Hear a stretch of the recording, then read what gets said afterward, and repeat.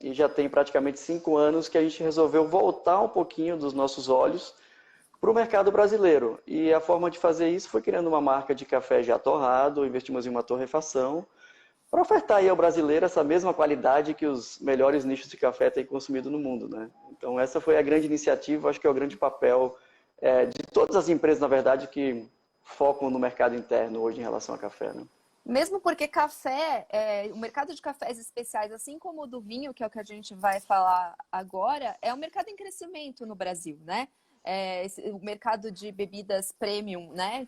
São os cafés especiais, no caso, e a gente falar também um pouco de vinho, que é esse projeto Uva, né? Que Perfeito. vocês estão dando.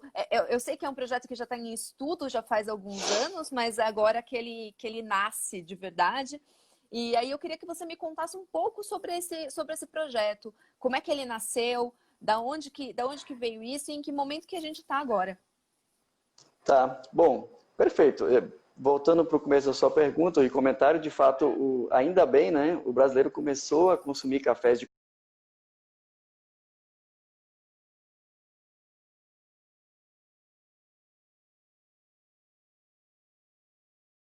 uns anos, a cultura do café tem se consolidado mais no Brasil, né? Com as cafeterias, as pessoas estão buscando mais conhecimento acerca da bebida também, o que é um fator predominante, né? É interessante que o consumidor ele tenha o conhecimento acerca de uma bebida, de um produto, para poder usufruir de uma maneira melhor e até valorizar o próprio produto, né? Então, Uhum. a educação e a conscientização, acho que são um dos caminhos que a gente percorreu para crescer nesse segmento. Com relação ao projeto Uva e as nossas maravilhosas videiras aqui da Chapada Diamantina, é algo que começou de fato há 8 anos atrás, né?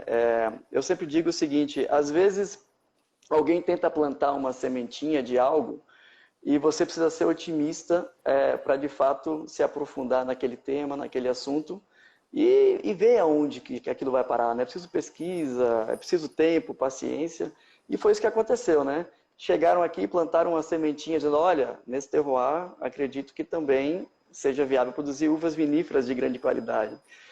Poderia ter passado em branco, mas nós resolvemos investir em uma parceria muito forte com um instituto que eu sempre gosto de citar, que é a Embrapa. Aliás, acho que todo brasileiro que conhece deve se orgulhar da Embrapa, porque contribui demais para o agronegócio brasileiro e contribuiu demais para esse nosso projeto também. Começamos a pesquisar e ano após ano plantamos 2 hectares de vinhas e ano após ano os resultados vinham se mostrando cada vez mais robustos, né? E isso foi dando um encorajamento maior para se pensar em um projeto.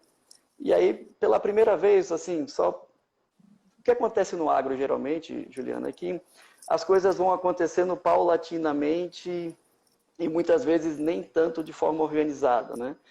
Esse Uhum. projeto nos deu a chance, de fato, de entrar em um novo mundo, com um novo tipo de estratégia, um tempo maior, uma cadência maior para se projetar e para se executar. Então, aí depois de 8 anos, lançamos a marca agora em setembro e os vinhos chegam ao mercado no começo do ano. Mais ou menos Ah, em então resumo é tá. isso. Que legal. Me diz uma coisa, vocês estão agora, você é a terceira geração da família que está na fazenda, né? No comando dos negócios, dos negócios da fazenda. Essa entrada no mercado de vinhos é parte disso, da entrada da terceira geração? Como é que foi isso? Quem é que teve essa ideia de fato? Tá. Bom, sim, eu sou a terceira geração, já existem mais 2 primos meus aqui na empresa também. Fora isso, existe meu pai, 3 tios. Meu avô ainda faz parte da empresa, né? Então, são 3 gerações que estão aqui concomitantemente. Obviamente, o meu avô já não está mais presente aqui no dia a dia, mas as outras 2 gerações, sim. Isso é um aspecto muito interessante, viu? Ao mesmo tempo em que é desafiador, traz algumas oportunidades interessantes, porque sempre que você tem visões diferentes, né, experiências diferentes trazidas por essas gerações, essa discussão, que eu diria, esse debate de ideias, ele sempre é controverso às vezes, né? Os caminhos a seguir e tudo mais. Mas, graças a Deus, a gente tem uma linha aqui de filosofia, de trabalho de família, que é o consenso. Então, é isso que nós sempre buscamos. Quando a gente vai para o vinho, é óbvio que é uma coisa nova, chega a ser uma inovação em diversos aspectos, e é um conhecimento que a empresa não tinha na época que nós começamos a pensar. E eu acho que é o que se exige das novas gerações também, né? Essa busca por mais conhecimento para agregar um pouco mais de valor às empresas, já que geralmente as gerações passadas que estão no comando há mais tempo já tiveram um grande trabalho de formatar o negócio, né? Trazer sustentabilidade. E sim, esse foi um projeto que, obviamente, foi concebido em conjunto, mas é a nossa geração, a terceira geração que está à frente. Legal. Eu queria saber de você, falar um pouco de desafios, né? Quais foram os grandes desafios de você implementar uma cultura nova numa região que a gente está começando a ver vinhos, né, plantados ali em Vale de São Francisco e tudo mais, mas não é uma região, uma região que tem uma grande produção de vinhos. A grande produção de vinho no Brasil é no sul, né? Perfeito. E qual foi esse desafio de você implementar uma cultura nova nessa região? O que precisou de estudo para poder fazer acontecer? Bom, desafios foram muitos, né? E continuam sendo. Acho que todos os dias temos um desafio novo. Mas primeiro era preciso ter a certeza da viabilidade técnica, né? Afinal de contas, para se produzir vinho, principalmente com foco em qualidade também, é preciso entender bem como que o terroir funciona, né? Em termos de solo, de clima, qual é a melhor época para colher, para, enfim, fazer os tratos. E nesse ponto nós tivemos, então, um trabalho muito grande de pesquisa, que foi realizado aqui, dentro da fazenda, em parceria com a Embrapa, como eu já citei, né? Fora essa pesquisa de campo, existe todo um desafio de entender o mercado, porque você tem diversos caminhos a seguir. Ok, vamos plantar uva. Para fazer que tipo de vinho? Quais variedades? Né? O que vai se adaptar? O que o consumidor provavelmente vai buscar? Né? Então, definir mercado, criar estratégia para o negócio, conseguir trazer uma equipe qualificada, já que é uma cultura completamente nova, com conhecimentos, né, diferentes. Tem o desafio de se montar uma equipe também qualificada para conseguir atender todas essas demandas. E é isso, e ter, acho que, a coragem de fazer certos investimentos. Porque o que nós entendemos, Juliana, entendendo até o contexto de toda a região da Chapada Diamantina, e sabendo que aqui em Mucugê o nosso projeto é o primeiro nesse sentido, nós sempre tivemos a consciência de uma responsabilidade muito grande, né? Pois imagine só, se o primeiro vinho que sair daqui de Mucugê não for bom, nós traríamos um demérito para a região, até para futuras vinícolas ou futuros produtores, enfim. Então nós sempre carregamos esse pensamento conosco, de que teríamos um momento certo para apresentar esse produto, ou esse novo diamante da Chapada Diamantina para todo mundo. Acho que o maior desafio foi segurar essa ansiedade aí esses anos todos. Segurar a emoção, né? Precisa também, segurar a emoção. Também. Eu queria te fazer uma pergunta sobre desafios. Eu imagino que a gente está falando para um público que é interessado, né, no setor de agro e tudo mais. E aí o que eu queria perguntar para você é um pouco sobre a sua experiência e falar. As pessoas gostam bastante de dicas e eu sempre peço, quando eu estou fazendo a entrevista, eu peço dicas. Você está inovando, teve essa coragem de fazer investimentos. O que você falaria para as pessoas que trabalham com isso, que veem potencial, mas às vezes patinam para não investir? Como que você acha que dá para tirar as coisas do papel nesse momento que a gente está vivendo? O que você falaria para essas pessoas? Bom, eu acho que agora você tocou num ponto que é crucial, né?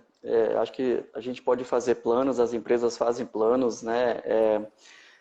São abraçadas aí por profissionais dos mais qualificados, mas de fato aquilo que tira a coisa do papel e faz ela acontecer é a emoção. Eu gosto muito de falar isso porque é aquilo que tem que tirar você da cama todo dia de manhã com o sangue no olho mesmo para fazer a coisa acontecer. Se não tiver isso, você pode fazer centenas de planos, ter os melhores parceiros, ter estrutura financeira, mas dificilmente a coisa vai de fato sair do papel, né?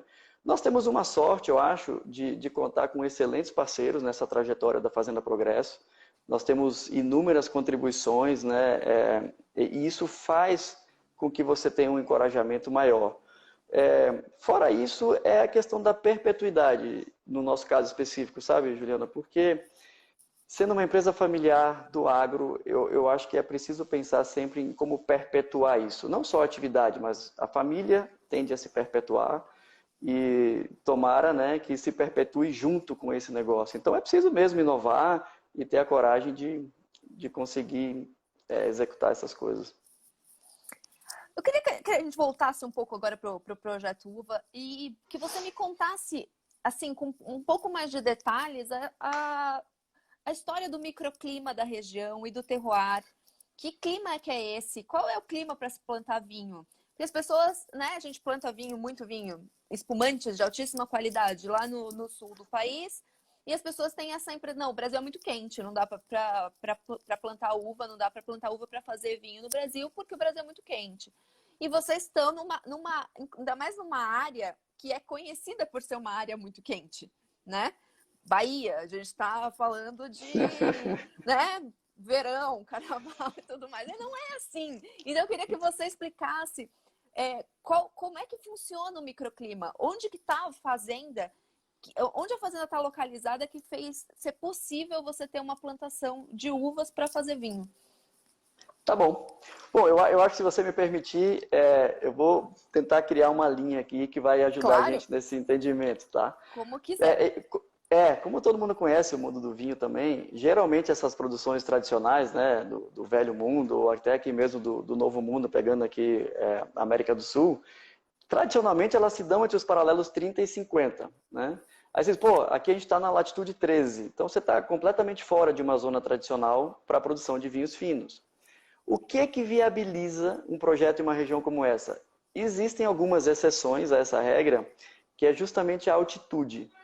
Então, nós estamos aqui a 1.150 metros acima do nível do mar, e aí o nosso clima é considerado um clima tropical de altitude. Ou seja, a Chapada Diamantina, geograficamente, ela é uma pequena exceção dentro do Nordeste, porque traz um clima completamente distinto. Então, a gente tem amplitude térmicas que a altitude provém. A gente chega a ter aqui variações de amplitude de 20 graus entre dia e noite. No período em que as uvas, né, são colhidas, a gente tem dias quentes, noites frias, solos bem drenados também, que é uma característica daqui. Então, esse é o clima que propicia a busca por vinhos finos e por uma qualidade de uva aqui na região. Que, aliás, contribui com o café. Também, né? Altitude, amplitude térmica é um negócio legal. Você estava falando, então, da amplitude térmica. Explica um pouco melhor por que a amplitude térmica influencia na boa produção de uvas. Perfeitamente. Ó, eu não sou enólogo, tá? Sim, mas conheço um pouquinho. Mas, Fabiano, vamos você está à frente dos negócios. Então, vamos explicar como é que isso é possível na Chapada Diamantina. Vamos lá. Bom, a grande importância da amplitude térmica, se eu puder traduzir em palavras mais simples, é o seguinte: o que acontece na maturação das uvas, nesse processo, é como assim, o que é uma maturação plena?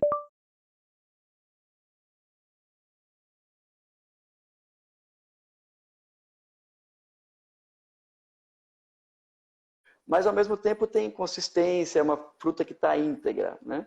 Na uva, com essa amplitude na reta final de maturação, é como se a gente conseguisse que o açúcar que é produzido durante o dia por causa da luminosidade e da temperatura alta, né, e que faz a maturação acontecer, como à noite a temperatura cai e a gente tem um frio, é como se o açúcar tivesse a condição de ficar esperando a maturação fenólica chegar, para eles chegarem juntos na reta de chegada. Então, você consegue trazer o tanino, consegue trazer alguns polifenóis e coisas nesse sentido, que provém uma maturação plena, em razão da amplitude térmica. Essa é a grande chave. Entendi. Como é que funciona a colheita e o regime de chuvas na região? Porque a chuva também influencia bastante na produção de uva. Como é que é e como é que vocês se adaptaram a isso? E como é que funciona a parte da colheita de podas também? Tá. Bom, mais uma vez, a gente está ligado eu assim. sei, eu tô fazendo perguntas Não, técnicas, porque eu acho que é super interessante entender como é que está sendo produzido esse vinho num lugar onde as pessoas acham que não vai ter vinho. Não, não, na verdade dizer que, mais uma vez, eu preciso falar em pesquisa e falar na Embrapa, tá? Porque o que viabilizou isso foi uma pesquisa feita por um senhor chamado Murilo de Albuquerque Regina, que é o pai da dupla poda nos vinhos brasileiros, né? Ele trouxe essa tecnologia para cá e disseminou, e é o que tem tornado possível não só esse novo terroir na Chapada Diamantina, mas como em Minas, São Paulo e diversas outras regiões, né? Agora eu vi que até em Goiás, que gozam desse artifício da altitude, que também estão se beneficiando de toda essa tecnologia, né? Então é isso que torna possível, porque o que acontece? Obviamente você precisa tirar a época de colheita do período chuvoso, porque senão você vai ter podridão das uvas e tal. O período chuvoso aqui é no verão, então ele começa em novembro, aliás está chovendo bastante esse ano, ainda bem, começa em novembro, dezembro, janeiro, até fevereiro, tá? Então seria impossível ter uva, mesmo com as outras condicionantes todas a favor, nesse período. A dupla poda permitiu que a gente encontrasse uma janela de colheita no comecinho do inverno, mais ou menos ali no final de maio, começo de junho, que é um período onde as precipitações aqui são praticamente inexistentes e é onde essa amplitude térmica é mais alta, né? Você tem a maior diferença entre dia e noite. Então nós fizemos duas podas. A gente faz uma poda em janeiro, poda as videiras completamente e você tem um ciclo vegetativo sem produção e depois nós podamos novamente em setembro, outubro, agosto, depois da colheita, para que ela tenha um repouso, né? Então, é mais ou menos isso. Então, tem um ciclo de repouso e um de produção, para poder colher Você tenta no dar uma inverno. enganadinha na uva, é isso? Esse é o grande jargão que a turma tem usado, né? Dá uma enganada na videira. É isso. E sobre, Basicamente isso. e sobre terroir, né? As pessoas falam muito de terroir, mundo do vinho, terroir é uma coisa muito importante. Como é que é o terroir, como é que é o solo da Chapada? Olha, os solos são pobres, em regra, tá? Eles O precisam que ser não é sempre muito ruim, bem... né? O que não é ruim para a videira, né? Para a videira é perfeito, né? Porque um solo pobre, né, te dá a condição de colocar exatamente aquele nutriente que você deseja no momento ideal também. Então, isso, na verdade, para a videira é perfeito. Perfeito porque você tem a condição de dosar exatamente o que você pretende colocar. Fora isso, eles são bem drenados, porque é um outro fator que é muito, muito interessante, porque mesmo que você tenha durante o ciclo algumas precipitações, a água ela se extingue rapidamente, né? Então não há um acúmulo de água ali nas raízes para depois deixar a uva inchada, nem tornar ela, né, mais diluída. Isso é um fator também que é muito importante. Então são drenados e pobres. Ele é pedregoso? Como é que ele é? As raízes conseguem ir lá no fundo? Aquele solo que a gente considera super bom para vinho? É isso mesmo? Ó, eu tô achando que você gosta de vinho também, né? Eu amo, eu adoro. Pois é. Ó, aqui nós não temos esse solo pedregoso, mas ele é um solo profundo, então de fato permite que as raízes busquem os nutrientes lá mais profundos, né? Esse solo aqui é classificado como franco-argilo-arenoso, então a predominância dele é de areia, não tem tanta argila, Tá. mas ele tem algumas camadas muito interessantes, viu? Assim, em termos de nutrientes aí. Legal. E agora eu quero saber, na verdade, a gente falou sobre o microclima, falamos sobre o solo, eu quero saber quais são as uvas que você planta aí, né?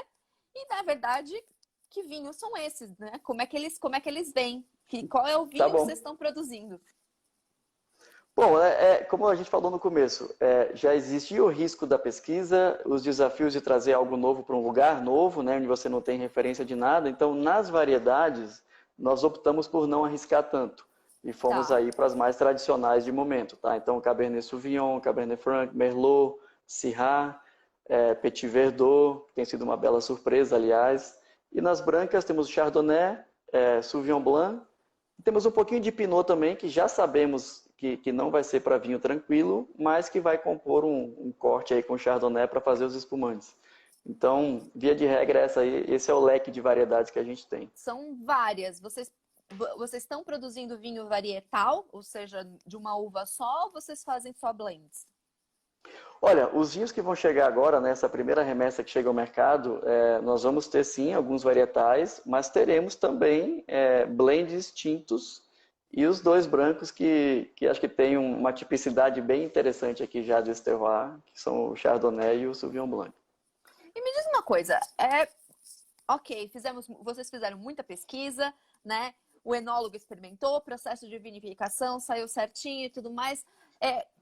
Quantos vinhos que são agora? Como é que foi para montar esse blend? Como é que você acha que... O que você...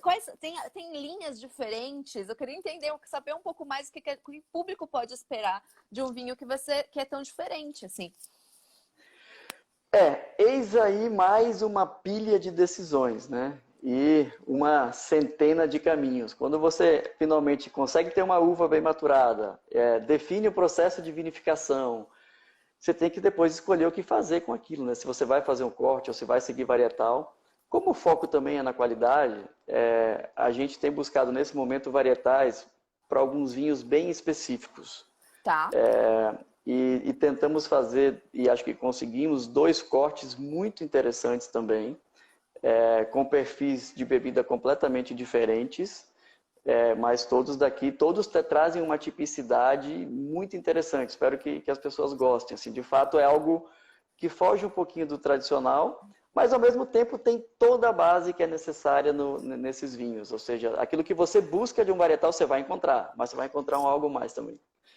Então, o que as pessoas podem esperar de diferente? Por exemplo, eu queria entender se um varietal Cabernet Sauvignon, caso haja, que a gente está acostumado a ter aromas específicos, se aí, qual que é? Ele tem um perfil aromático mais de fruta, ele carrega naquele aroma herbáceo, como acontece no Chile, por exemplo? Como é que funciona? Olha, primeiro, eu acho que a linha ela está muito interessante no sentido de respeitar o terroir, né? Então a gente está tentando preservar nos vinhos um pouco de frescor, que nós entendemos que seja uma essência que esse clima está propiciando em todas as uvas, tá? Então esse é o primeiro caractere. Depois as escolhas que a gente faz para tentar chegar onde você me perguntou, existem várias escolhas, né, que a gente faz com os processos enológicos. Pô, vai para uma barrica. Que tipo de barrica? Americana? Francesa? Né? O que a gente espera? E o que nós temos buscado é produzir vinhos que sejam diferentes, de fato. Porque muitas vezes a gente sabe que a gente tem encontrado no mercado aquilo que o consumidor está mais habituado até a beber, que é aquela composição de madeira com aquelas especiarias que são trazidas, né, por esse estágio. Um pouco mais encorpado e tudo mais. Eu ia até te perguntar sobre passagem em madeira. Se vocês têm vinhos com passagem em madeira ou se vocês buscaram um outro de vinhos mais jovens, talvez. Como é que vocês estão fazendo isso? Não, 100% dos tintos passam por barrica. Tá. 100% dos tintos. O que difere um pouquinho, que a gente tem conseguido manter esse caráter de frescor, é justamente você conseguir definir qual o tempo potencial que aquele vinho pode passar em barrica para que a barrica não encubra exatamente toda aquela característica peculiar que ela trouxe, né? Então, eu acho que os vinhos eles estão muito equilibrados, espero que vocês concordem quando provarem, mas são vinhos muito elegantes, temos uma acidez bem interessante também, um nível de álcool legal, então provavelmente tenhamos aí vinhos bem longevos também, o que seria algo formidável. Né? E como é que você está entendendo o mercado agora? Fazendo uma análise de mercado, vocês escolheram, já estava programado fazer o lançamento de uma linha de vinhos agora? Eu estou fazendo essas perguntas, na verdade, porque a gente sabe que é um ano completamente atípico, que pegou todo mundo de surpresa, causou uma série de problemas. No entanto, o consumo de vinhos cresceu, apesar de ter sido um consumo de varejo, né? Perdeu-se muito de venda naquele segmento onde se vende muito, que é restaurantes, hotéis e bares. Mas o consumo, as pessoas indo no supermercado comprar vinho aumentou, né? Então, eu queria entender de você como é que você entende, como é que você vê esse mercado de vinho hoje e consume, quais são as expectativas? Tá. Bom, primeiro, eu acho que o principal aspecto é como é que o brasileiro passou a enxergar o vinho brasileiro. Né? Eu acho que o vinho nacional vive um grande momento de valorização, inclusive, e isso é muito importante, né? Isso dá um viés muito otimista para a produção local. Porque a gente sabe que isso é uma mística também, né, que precisava ser rompida. Existia até pouco tempo um grande preconceito em relação à qualidade nacional, mas acho que grandes vinícolas e grandes profissionais têm realizado aí, nas últimas décadas, trabalhos formidáveis e contribuído para que o brasileiro começasse a ter contato com produtos de extrema qualidade aqui. Esse é o primeiro ponto. Então, vejo que mais do que antes, em qualquer momento, esse é o momento em que a gente está começando a valorizar os produtos brasileiros e isso é muito bom. Nessa questão especificamente de mercado, eu creio que, olha, é preciso encontrar nichos de mercado para cada produto. Você sabe que você pode escolher produtos que são para prateleira de supermercado ou alguns produtos talvez nem tanto. Essa questão do mercado digital também contribuiu muito, eu acho, para alavancar e viabilizar o comércio das vinícolas que aqui estão, né, no Brasil. E é uma tendência. Eu acho que essa questão da conectividade, principalmente no mercado, de você poder prover a informação de uma forma mais personalizada até para o consumidor, tirar dúvidas, enfim. Eu acho que essa é uma grande tendência quando se fala de vinhos finos. Porque cada vez mais, eu acho que esse ganho de consciência também traz uma busca por um entendimento do produto, né? Como ele é produzido, quais são as características, enfim. E é um trabalho que está aí pela frente e eu acho que é o grande caminho. Então, eu vejo muito essa crescente do mercado digital também como uma bela iniciativa de mercado. Eu queria te fazer uma pergunta sobre um assunto que, na verdade, tem crescido bastante e tem a ver com agro, tangencia um pouco. É óbvio que a gente não vai poder fazer muito disso esse ano, mas eu queria saber dos planos. Em geral, vinícolas, né, são muito ligadas ao turismo. Então, as vinícolas têm tour, né, algumas até têm hospedagem e tudo mais. Vocês estão numa região que é uma região turística, né? E eu queria saber como é que você entende o papel da vinícola, o projeto Uva com o turismo? Vocês vão fazer isso? Está nos planos de vocês? E aí eu queria perguntar para você o que você acha dessa coisa de turismo rural. Eu particularmente adoro, eu acho maravilhoso visitar fazenda, então eu queria saber a sua opinião. Olha, eu acho que agora a gente pode falar do que é a essência do projeto. Tá? Porque uma coisa é você produzir vinhos e comercializar, né, para fora da sua região, para o país ou até para fora do Brasil, enfim, esse é um ponto. Mas o que você agrega na região? E agora nós trouxemos esse entendimento de que, de fato, o que o projeto Uva tem para agregar aqui à Chapada Diamantina é algo extraordinário. Porque quando você traz o turismo, você traz com ele um consumo qualificado, do enoturismo no caso, né, traz educação, você traz cultura, traz o apego à história, inclusive, que é o que você encontra nas tradicionais regiões que tem no turismo no mundo. E isso é um adendo interessantíssimo para o próprio desenvolvimento regional.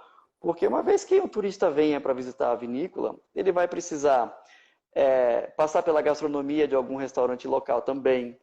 Ele vai usufruir de algum guia local para fazer o ecoturismo, que também é muito forte aqui. Ele vai buscar hospedagem, né? Então, quando você fala no turismo, é que de fato você vê que é um projeto pujante que pode trazer um novo dinamismo para a região. Porque o ecoturismo já existe e é valorizadíssimo, né? As belezas naturais de Chapada Diamantina são incontestáveis, mas o adendo do enoturismo e quem sabe até do agro, né? Esse eco-agro-eno aí, essa junção, eu acho que é uma coisa que de fato pode ser um divisor de águas aqui para a Chapada Diamantina. E aí a contribuição é enorme. E você acha que isso para a região e também para... E eu estou falando porque tem gente de vários lugares assistindo, na verdade, a gente. E eu queria saber disso, se você acredita nesse agroturismo, turismo rural, como algo, como se fosse um adendo, uma adição ao que é a atividade principal de uma fazenda, né? Eu acho que isso é extraordinário.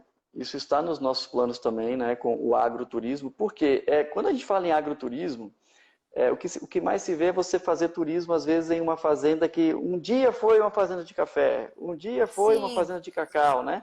A oportunidade de trazer a experiência das pessoas vivenciarem um agro acontecendo em tempo real, entender como se planta, né, como se colhe, como se processa um alimento, eu acho que é extraordinário. Então, essa junção, inclusive parcerias com universidades, quer dizer, trazer jovens para entender um pouco mais a realidade do campo, inclusive crianças, né? Eu acho que é uma oportunidade única que certamente a gente precisa tentar prover, porque tem todo um contexto relacionado com isso. É um conteúdo educativo muito grande que o agro pode dar para um visitante, né? Para além do vinho, para além da gastronomia e de todas as outras benesses aí. Eu imagino que vocês ainda não estejam, né, abertos à visitação. Na verdade, os vinhos lançam em janeiro. Mas isso está nos planos, uma vez que a situação toda se normalize? Sim, sim. Uma vez que a vinícola abre as suas portas, toda essa estrutura de enoturismo ela vai estar funcionando, né? As visitações guiadas, cursos sobre os vinhos também, vai ter um pouco de gastronomia. Tem algumas coisas muito interessantes no projeto em si. Eu acho que ele foi muito bem planejado. Nós tivemos a sorte de ter algumas pessoas muito especiais fazendo parte desse projeto, que compartilharam conosco de muitas ideias, né? Trouxeram outras tantas. Então, acho que ele está muito bem desenhado para conseguir agregar o que a gente pretende aqui. Legal. Eu tenho uma pergunta aqui que é de um dos nossos espectadores.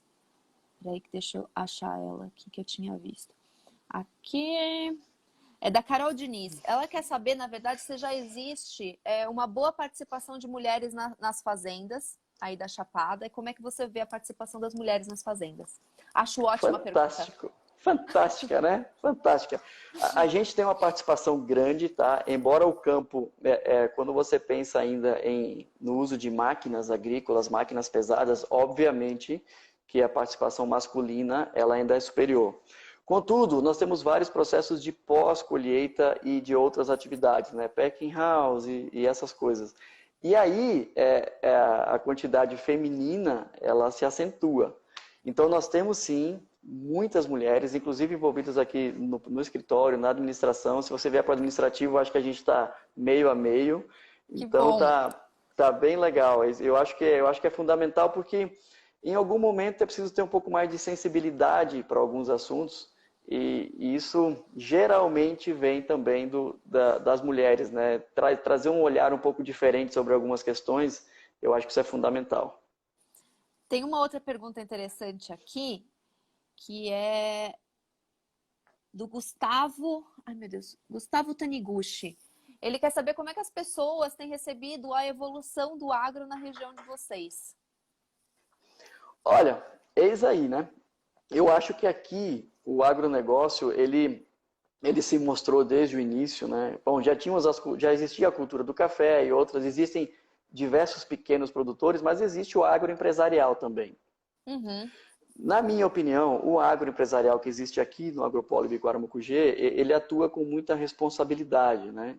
Seguindo tudo que a gente precisa seguir em termos de legislação e de normas. E o que é importante e traz um significado muito grande, principalmente nesses momentos em que existe esse dilema, né, entre agro, meio ambiente. Eu acho que é um momento muito oportuno, inclusive, e aí mais uma vez essa iniciativa é boa, para trazer à tona um novo olhar sobre o agro, né? Não só aqui da região da Chapada Diamantina, mas como um todo, no contexto. É preciso que as pessoas deem ao agronegócio, pela importância que tem, inclusive, uma chance dele ser olhado de uma forma mais específica, assim como nós olhamos para diversos outros setores, né? Entender de fato o que acontece, quais são os dilemas e como é que os produtores rurais conseguem de fato exercer essa relação tão especial com o planeta, né? Porque se você parar para pensar no dia a dia de um produtor rural, é difícil que haja outra profissão que tenha uma relação tão direta com o planeta. Todos os dias, né? Essa questão climática, a questão do trato do solo. Então, acho que ninguém mais que o agricultor, ele pensa na perpetuidade do próprio negócio, né? Ninguém quer destruir um solo, por exemplo. Ninguém quer não estar contextualizado com o meio ambiente. Então, eu creio que aqui, sim, a Chapada Diamantina é um exemplo de como o agronegócio pode funcionar de uma maneira integrada e respeitosa. Não só o meio ambiente, tá?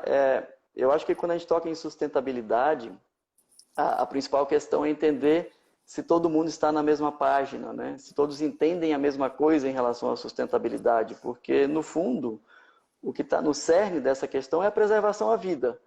Então, a vida, inclusive a nossa, né, da humanidade, está aí nesse cerne da sustentabilidade. Então, pensar nela como um desenvolvimento econômico, que é um outro conceito já bastante disseminado, mas que dá importância a outros pontos nesse diagrama também, né? Eu acho que isso é fundamental.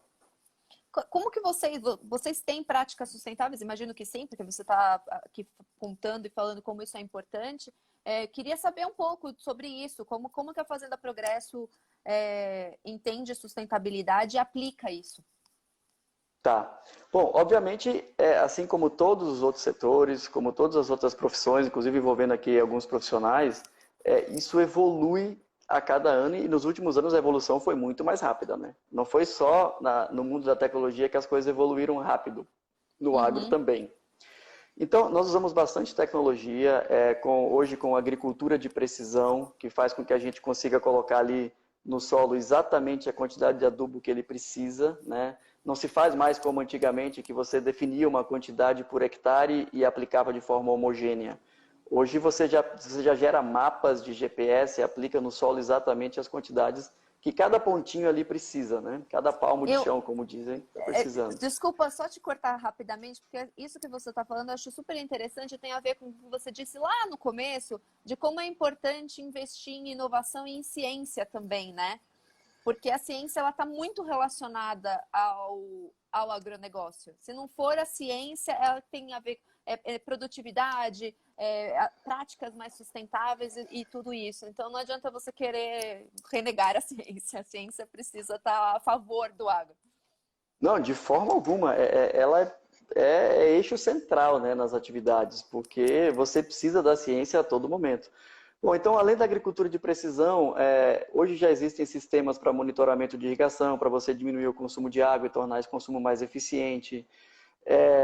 Estações meteorológicas, né, que indicam exatamente os momentos ideais para se fazer algum manejo.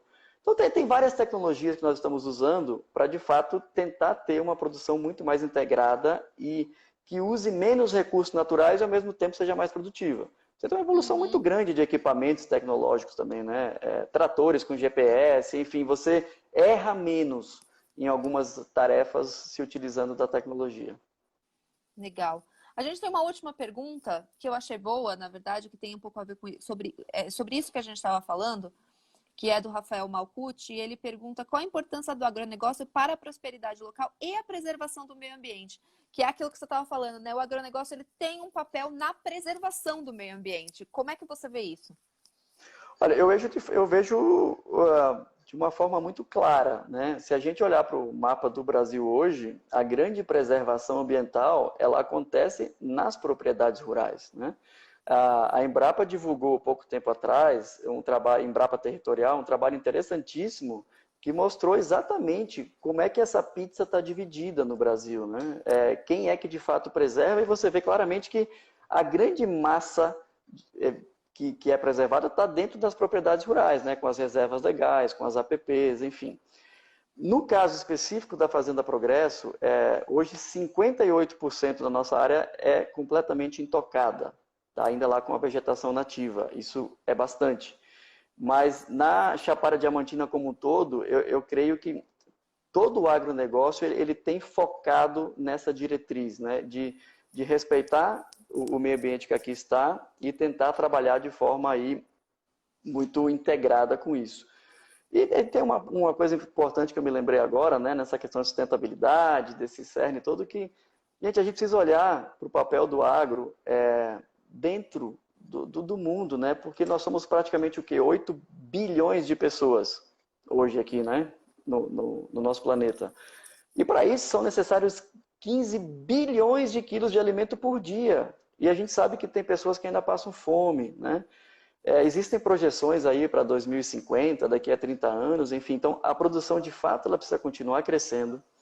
Com esse dilema, ou esse desafio de incrementar a produtividade cada vez com o uso menor de recursos naturais, cada vez respeitando mais todas essas partes da cadeia, né?